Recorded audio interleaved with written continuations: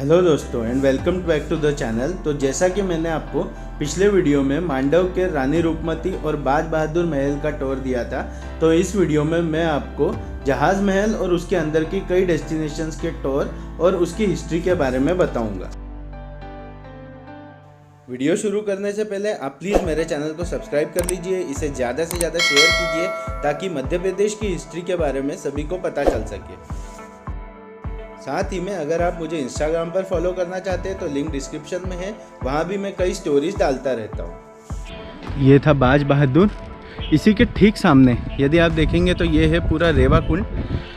Actually रानी रूपमती जी को सपने में आया था कि यहाँ से नर्मदा प्रकट होगी और इसी के लिए इसका दूसरा नाम रेवा कुंड रखा गया है। असल में ये नर्मदा ही है मिथिकल लॉजिक के हिसाब से।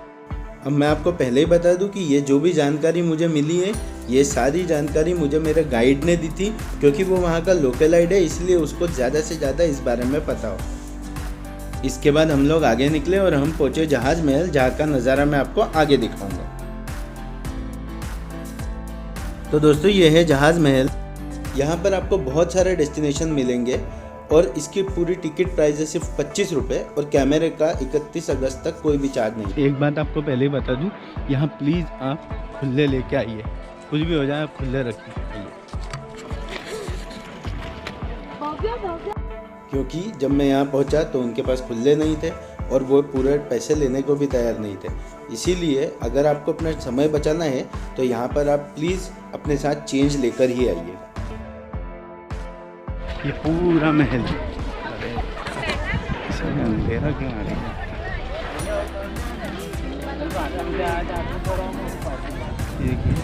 पूरा महल है, यहाँ से पूरा दिखता है। अभी हम ऊपर भी जाएंगे।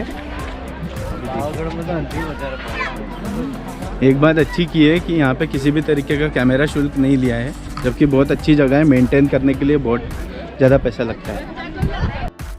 अब अगर इस महल की हिस्ट्री के बारे में बात की जाए तो ये महल 15वीं सदी के मध्य में गियाजुद्दीन खिलजी के समय में बनाया गया था और इसे उसकी 15,000 पत्नियों के ऑर्नामेंट्स और बिलोंगिंग्स रखने के लिए बनाया गया था।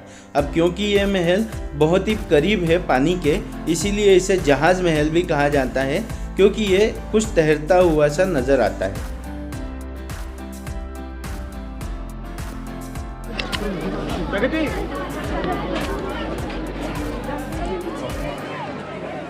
देखिए सामने देखेंगे तो आपको तालाब दिखेगा यहाँ पे पूरा, वहाँ भी जा सकते हैं, कभी जाएंगे हम।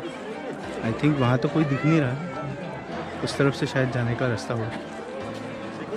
चलिए ठीक है, चलते हैं आगे।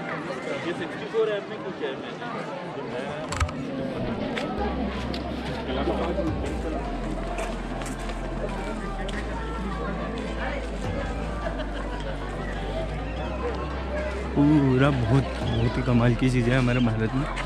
ये देखिए बहुत अच्छा बनाया है। वो सामने एक, यहाँ एक,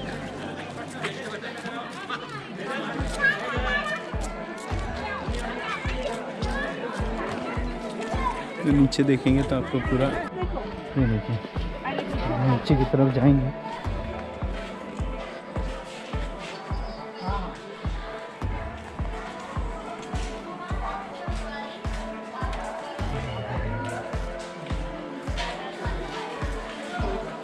से सीधे वापस नीचे आते हैं। वापस नीचे आने के बाद ये वो कुंड है जो हमने ऊपर से देखा था।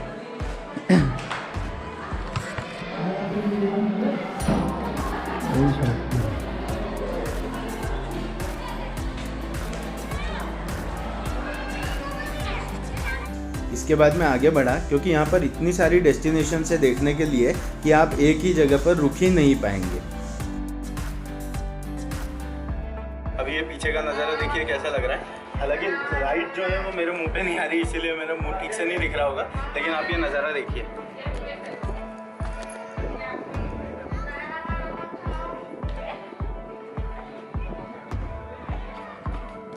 देखिए ये है चंपा बावड़ी का पूरा विश्लेषण। यहाँ देखिए तो यदि ज़्यादा गर्मी होती थी तो उस टाइम पे नीचे चले जाते थे, जो यहाँ पे आपको गुफाएं नीचे दिख रही होगी, ये देखिए यहाँ पे जो गुफा है नीचे, अभी हम जाएंगे वहाँ पे, तो वहाँ चले जाते थे।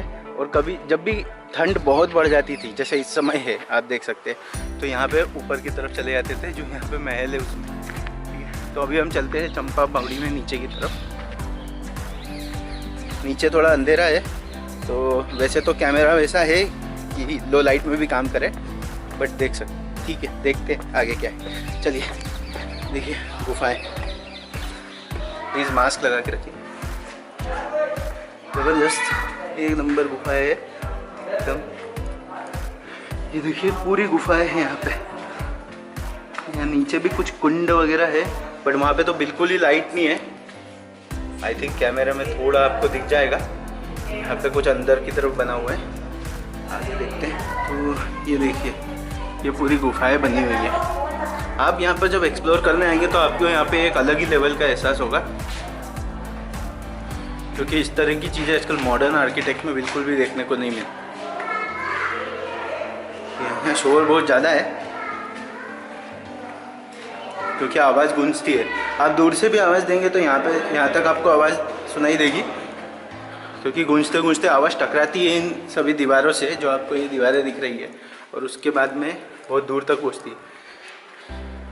बहुत ही ठंडी जगह है, जिस मकसद के लिए बनाया गया था वही अभी तक पूरी कायम है। अच्छे से इसको बचा के रखा है, क्योंकि वो कई साल हो गए हैं।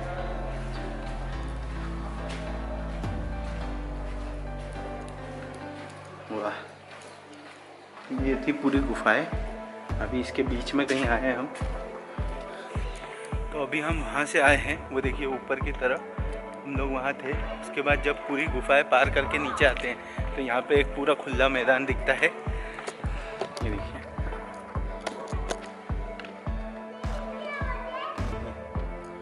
पूरा खुला मैदान, और वही आर्किटेक्चर है पूरा जो कि हमारे रानी रूपमती महल में था। क्योंकि यहाँ पे भी आप देखिए पूरा का पूरा यहाँ पे पानी के लिए जो रेन वाटर सिस्टम है, रेन वाटर सिस्टम उसको बनाया गया है। ये देखिए, यहाँ से पानी आता होगा और अलग अलग जगहों पर पहुँचता है। लेकिन यहाँ पे देखा जाए तो कहीं पे भी कोई आउटलेट नहीं दिया है, तो ये पता नहीं किस चीज़ के लिए बनाया गया था। यहाँ पे सिर्फ पानी था। आई थिंक वहाँ से उस तरफ से कहीं और जा रहा है वो आउटलेट, और ये आउटलेट सीधे अंदर की तरफ जा रहा है।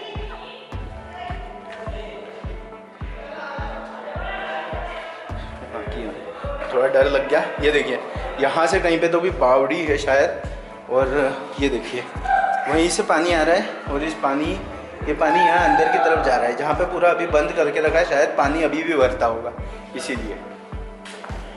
तो ये थी पूरी गुफाएं। ये वो टोटल बावड़ी थी जहाँ पे अभी हम आए। अब हम चलते हैं ऊपर और सीधे उस महल में चलते हैं। वहाँ देखते क्या है, मुझे नाम नहीं पता सही में। अभी हम वहीं जाके पता लगाएंगे कि ये कौन सा महल है। अब ये सामने जो आपको महल दिख रहा है, ये हिंडोला महल है।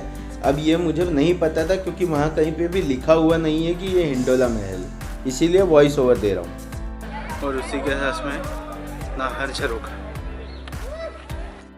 अब ऐसी बहुत सी चीज़ें होती है जो मैं आपको इस शॉर्ट वीडियो के अंदर नहीं बता सकता। यदि आप मुझे इंस्टाग्राम या फिर मेरे फेसबुक पेज पर फॉलो करेंगे तो आपको वहाँ पर बहुत सी ऐसी चीज़ें दिखेगी जो इस वीडियो में नहीं है।